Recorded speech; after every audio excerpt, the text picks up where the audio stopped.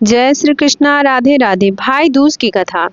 आज कार्तिक मास के शुक्ल पक्ष की द्वितीया तिथि है और आज ही के दिन भाई दूज का पर्व मनाया जाता है। कुछ स्थानों पर इसे यम द्वितीया भी कहा जाता है। भाई दूज का पर्व भाई बहन के रिश्ते पर आधारित पर्व है। इसे बड़ी ही श्रद्धा और परस्पर प्रेम के साथ मनाया जाता है। रक्षाबंधन के बाद भाई दूज ऐसा दूसरा त्योहार है जो भाई बहन के अगाध प्रेम को समर्पित है। भाई दूज पर भाई को भोजन के बाद पान खिलाने का ज़्यादा महत्व माना जाता है। मान्यता है कि पान भेंट करने से बहनों का सौभाग्य अखंड रहता है। आज के दिन जो भाई बहन यमुना जी में साथ में स्नान करते हैं उन्हें यम का भय नहीं रहता है। तो आज मैं आपको सुना रही हूँ भाई दूज की बड़ी ही दुर्लभ 3 कथाएं। इन कथाओं को सुनने से ही भाई दूज का पर्व पूर्ण माना जाता है तथा समस्त मनोकामनाओं की पूर्ति होती है। तो आप लोग बड़ी ही श्रद्धा और प्रसन्नचित मन से इन कथाओं को पूरा अवश्य सुनिएगा। सूर्य भगवान की पत्नी संज्ञा से 2 संतानें थीं, एक पुत्र यमराज तथा पुत्री यमुना। संज्ञा सूर्य देव की तेज को सहन नहीं कर पाने के कारण अपनी छाया मूर्ति का निर्माण कर उन्हें ही अपने पुत्र और पुत्री को सौंपकर वहां से चली गई। छाया को यम और यमुना से अत्यधिक लगाव तो नहीं था, किंतु यमुना अपने भाई यमराज से बड़ा स्नेह करती थी। यमुना अपने भाई यमराज के यहाँ प्रायः जाती और उनके सुख दुख की बातें पूछा करती। यमुना यमराज को अपने घर पर आने के लिए भी आमंत्रित करती है, किंतु व्यस्तता तथा अत्यधिक दायित्व के कारण वे उनके घर नहीं जा पाते थे। एक बार कार्तिक शुक्ल द्वितीया को यमराज अपनी बहन यमुना के घर अचानक जा पहुंचे। बहन के घर जाते समय यमराज ने नरक में निवास करने वाले जीवों को मुक्त कर दिया। बहन यमुना ने अपने सहोदर भाई का बड़ा आदर सत्कार किया, विविध प्रकार के व्यंजन बनाकर उन्हें भोजन कराया तथा माथे पर तिलक लगाया। जब वे वहां से चलने लगे तब उन्होंने यमुना से कोई मनवांछित वर मांगने का अनुरोध किया। यमुना ने उनके आग्रह को देखकर कहा, भैया आप मुझे वर देना चाहते हैं तो यही वर दीजिए कि आज के दिन प्रतिवर्ष आप मेरे यहाँ आएंगे और मेरा आतिथ्य स्वीकार किया करेंगे। इसी प्रकार जो भाई अपनी बहन के घर जाकर उसका आतिथ्य स्वीकार करे और इस दिन जो बहन अपने भाई को टीका करके भोजन खिलाए उसे आपका भय न रहे। इसी के साथ उन्होंने यह भी वरदान दिया कि यदि इस दिन भाई बहन यमुना नदी में डुबकी लगाएंगे तो वे यमराज के प्रकोप से बचे रहेंगे। यमुना की प्रार्थना को यमराज ने स्वीकार कर लिया। तभी से भाई बहन का यह त्योहार मनाया जाता है। अब आइए श्रवण करते हैं यम द्वितीया की दूसरी कथा, जिसे सुनने मात्र से भाई की अकाल मृत्यु नहीं होती है। एक बुढ़िया माई थी, उसके 7 बेटे और एक बेटी थी। बेटी की शादी हो चुकी थी। जब भी उसके बेटे की शादी होती तो फेरे के समय एक नाग आता और उसके बेटे को डस लेता था। बेटा वहीं मंडप में मर जाता और बहू विधवा हो जाती। इस तरह उसके 6 बेटे मर गए और 7वें बेटे की शादी होनी बाकी थी। अपने 6 बेटों के मर जाने के दुख से बुढ़िया रो रो कर अंधी हो चुकी थी। भाई दूज का दिन आया तो बेटे ने माँ से कहा कि वह बहन के ससुराल भाई दूज पर जा रहा है। माँ से आशीर्वाद लेकर वह अपनी बहन के घर चला गया।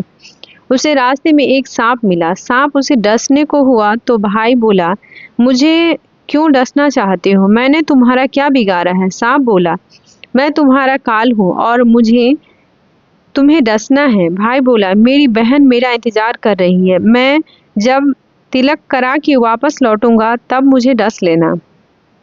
सांप हंसने लगा और कहने लगा, भला आज तक कोई अपनी मौत के लिए लौट कर आया है? भाई ने कहा, अगर तुम्हें यकीन नहीं है तो मेरी झोली में बैठ जाओ। जब मैं अपनी बहन से तिलक कराकर लौटूंगा तब तुम मुझे डस लेना। तत्पश्चात सांप ने ऐसा ही किया।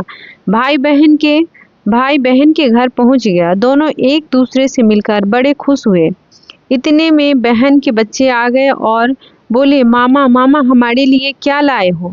भाई बोला, मैं तो कुछ नहीं लाया। बच्चे ने वह झोला ले लिया जिसमें सांप था। जैसे ही उसने खोला उसमें हीरो का हार निकला। बहन ने कहा, भैया तुम मेरे लिए इतना सुंदर हार लाए हो और मुझे बताया भी नहीं। भाई बोला, बहन तुझे पसंद है यह हार तो इसे रख लो, यह हार तो मेरे किसी काम नहीं आएगा। अब क्या था, भाई दूज मनाकर अगले दिन भाई जाने को तैयार हुआ और बहन से रास्ते के लिए कुछ खाना बनाने के लिए कहा। बहन ने उसके लिए लड्डू बनाकर एक डब्बे में रख दिया। भाई सफर में चला तो कुछ दूर जाकर थक कर एक पेड़ के नीचे सो गया। उधर बहन के बच्चों को जब भूख लगी तो माँ से खाना मांगने लगे।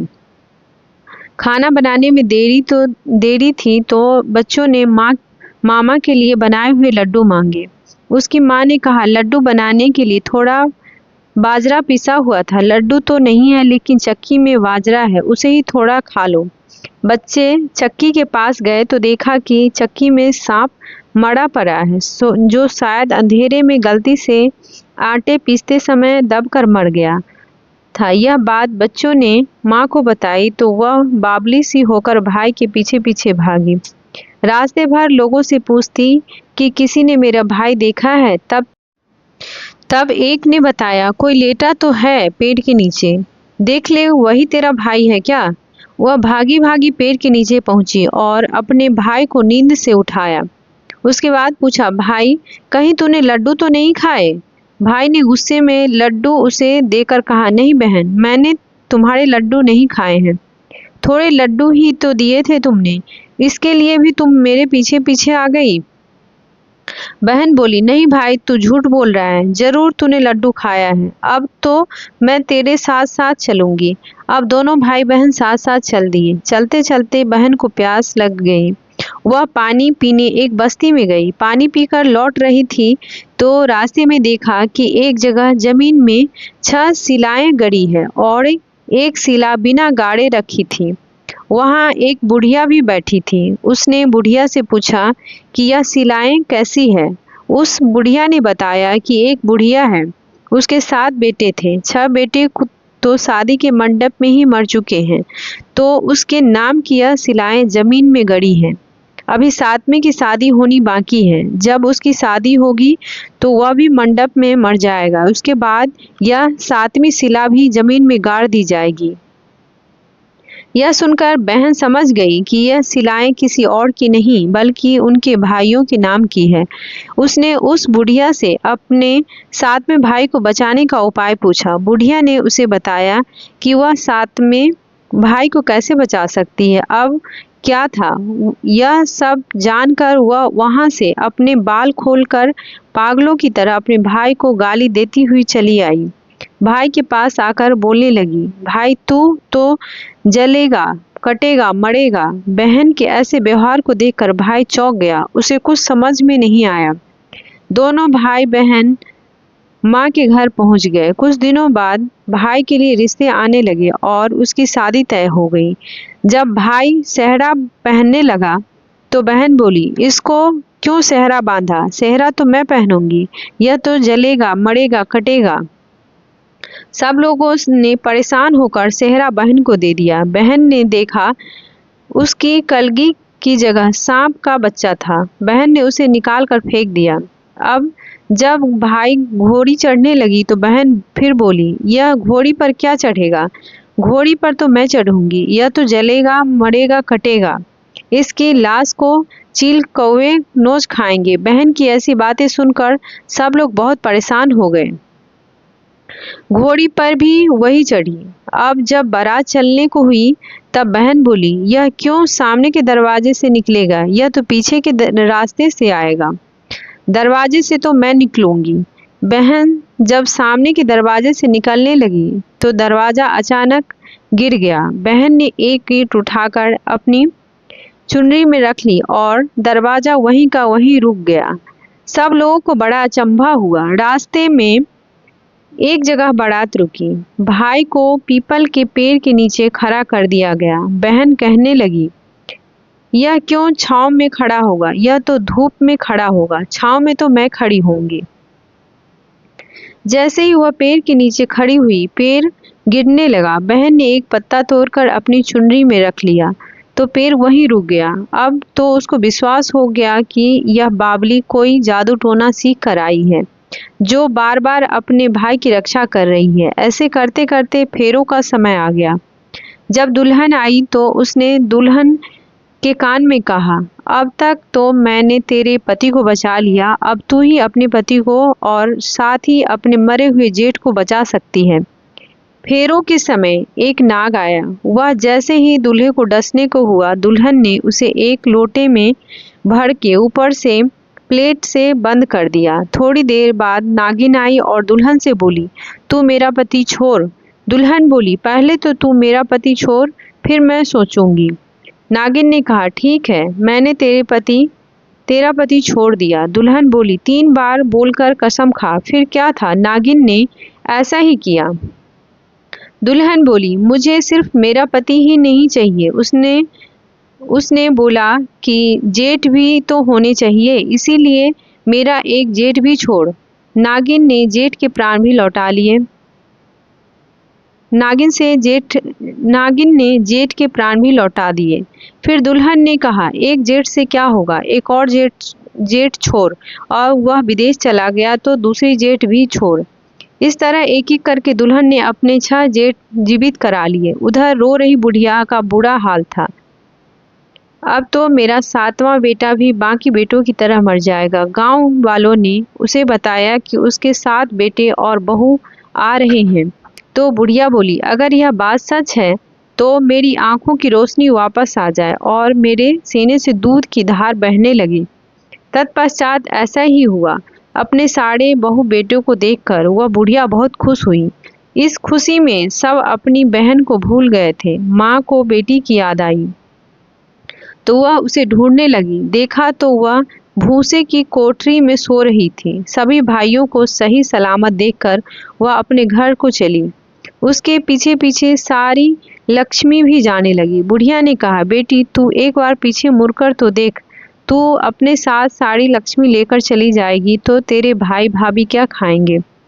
तब बहन ने पीछे मुड़कर देखा और कहा, जो माँ ने अपने हाथ से मुझे दिया है वह मेरे साथ चले, बाकी धन भाई भाभी के पास रहे। इस प्रकार एक बहन ने अपने भाई की रक्षा की। इस कथा को सुनने के बाद बहनें गोबर से बने भाई के अनिष्ट को काटती है और बहन को भाई को कोसती है, फिर कांटा अपनी जीभ में चुभोती है। वहां से कुटा हुआ चना प्रसाद के रूप में लेकर आती है, जिसे भाई पानी के साथ निगल जाते हैं। इस तरह यह व्रत और कथा पूर्ण होती है। अब आइए श्रवण करते हैं भाई दूज की तीसरी पौराणिक कथा। एक गांव में 2 भाई और एक बहन रहते थे। भाई ने अपनी बहन का विवाह बहुत धूमधाम से करा दिया और भाई का विवाह भी हो चुका था। धीरे धीरे कुछ समय बीता और भाई की पत्नी को एक सर्प से प्रेम हो गया। वह एक इच्छाधारी नाग से प्रेम करने लगी। इसी दौरान भाई की पत्नी ने उस नाग से कहा कि देखो, अगर तुम मेरे पति को डस लोगे तो उसकी मृत्यु हो जाएगी और मैं तुम्हारे साथ सुखपूर्वक रह सकूंगी। सांप ने कहा, ऐसे कैसे हो सकता है। भाई की पत्नी ने कहा, नहीं, तुम मेरे पति का रूप धरकर मेरे पास रहना, किसी को पता नहीं चलेगा। अब क्या था, उस भाई की पत्नी ने अपने पति को मारने की योजना बना ली थी।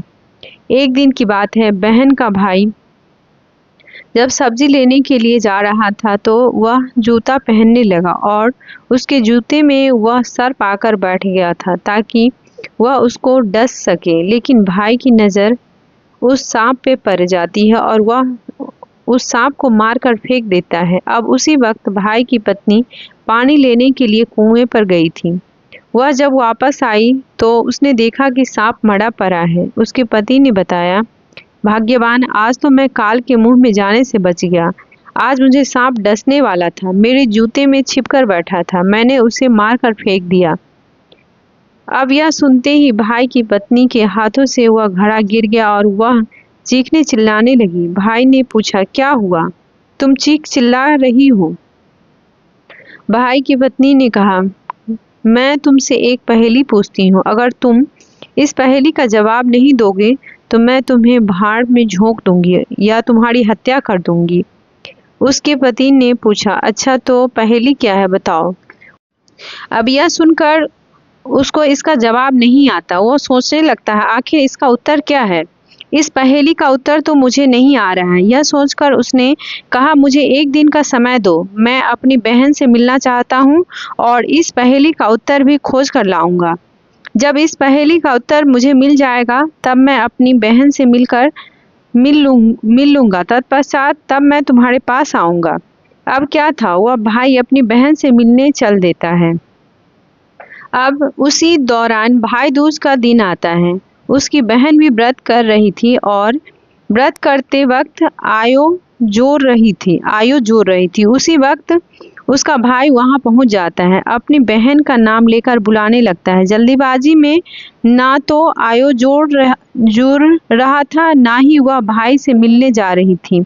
अब इधर बहन को ना आता देख भाई सोचता है मुझे देखकर खुशी नहीं हुई, इसीलिए मैं वापस जाता हूँ। वह वापस जाने लगता है, तभी उसकी बहन जल्दी जल्दी अपना आयो जोड़ कर गोधन पूज कर चली आती है और अपने भैया से हालचाल पूछती है, कुशल मंगल पूछती है और जल्दी जल्दी अपने पड़ोसन के घर जाती है। वह पड़ोसन से कहती है जब कोई बहुत प्यारा व्यक्ति आए तो उसे क्या बनाकर खिलाना चाहिए। अब देखिए वह पड़ोसन बहुत ही जलती है कि वह इतनी खुश कैसे है। उसने कहा घी से चावल बनाओ और बहन वैसा ही करने लगती है, लेकिन उसका चावल ही नहीं पकता। भोजन में इतना देर हुए देखकर उसके भाई ने कहा बहन हमें बहुत तेज भूख लगी है, जल्दी जल्दी खाना दे दो। उसकी बहन ने कहा भैया चावल तो पक ही नहीं रहे। जब भाई जाकर देखता है तो देखता है कि घी में चावल पक रहा है। उसने कहा हे भोली बहन घी में चावल नहीं पकता, तुम पानी में चावल पकाओ और मैं भरपेट भोजन करके तृप्त हो जाऊंगा। अपने भाई की बात मानकर उसकी बहन ने ऐसा ही किया और अपने भाई को भरपेट भोजन कराया। भोजन करने के बाद वह भाई बोला बहन मैं बहुत दुखी हूँ, मैं तुमसे कुछ कहना चाहता हूँ। बहन कैसे कहूँ, कल मैं घर जाऊंगा तो कल मेरी आखिरी रात होगी। तुम मुझे जितना देखना चाहती हो जी भर देख लो और मैं तुमको जी भर देख लूँगा, क्योंकि आज से हमारा नाता टूट जाएगा। अब यह सुनकर वह बहन रोने लगती है। उसने पूछा भैया क्या हुआ। भाई ने अपनी पत्नी द्वारा कही गई बात बता दी। बहन तुम्हारी भाभी ने मुझसे एक पहेली पूछी है, अगर मैं उस पहेली का जवाब नहीं दूंगा तो तुम्हारी भाभी मुझे बाहर में झोंक देगी। यह सुनकर बहन ने कहा भैया वह पहेली क्या है, मुझे बताओ। तब भाई ने उसको अपनी पत्नी द्वारा बताई गई पहेली बताई। उसको सुनकर बहन ने कहा अच्छा तो ठीक है भैया, कल हम लोग घर चलते हैं और इस पहेली का जवाब मैं दूंगी। वह बहन अपने भाई को लेकर घर आती है और अपने भाभी से कहती है, अर्थात अपनी भाभी से पहेली पूछती है तो उसकी भाभी ने पहेली बताई। उसको सुनकर बहन तुरंत दिए के तेल को पलट देती है और अपने भाभी के बाल को निचोड़ती है और भाभी के साड़ी को भी निचोड़ती है। उसमें ढेर सारा तेल निकलता है। उसके भाई ने कहा बहन ये कैसा तेल है, यह बहुत बदबू कर रहा है। उसकी बहन ने कहा भैया यह तेल कोई और तेल नहीं है, यह एक सांप का तेल है। तुम्हारी पत्नी एक सांप से प्रेम करती है, उसी सांप को तुमने मार दिया, उसी का बदला लेने के लिए उस सांप को पकाकर उसका तेल निकाला है। उसी से दिया जलाती वही सर में लगाती है। अब क्या था, बहन ने कहा मेरा भाई तुम्हारी पहेली में जीत गया है, उसकी विजय हुई है, इसीलिए अब मैं तुम्हें भार में झोंक दूंगी। यह कहकर बहन ने अपने भाभी को भार में झोंक दिया और अपने भाई की रक्षा की। जय हो यम देवी, जय माता यमुना। तो यह थी आज की हमारी भाई दूज की कथाएं। उम्मीद करती हूँ आज की यह कथा आपको पसंद आई होगी। अगर आपको आज की कथा पसंद आई है तो आप हमारे वीडियो को एक लाइक और सब्सक्राइब कर लीजिए और जय श्री कृष्णा कमेंट में ज़रूर लिखिएगा। अगर वीडियो पसंद आई तो हमारे चैनल को सब्सक्राइब करें। धन्यवाद।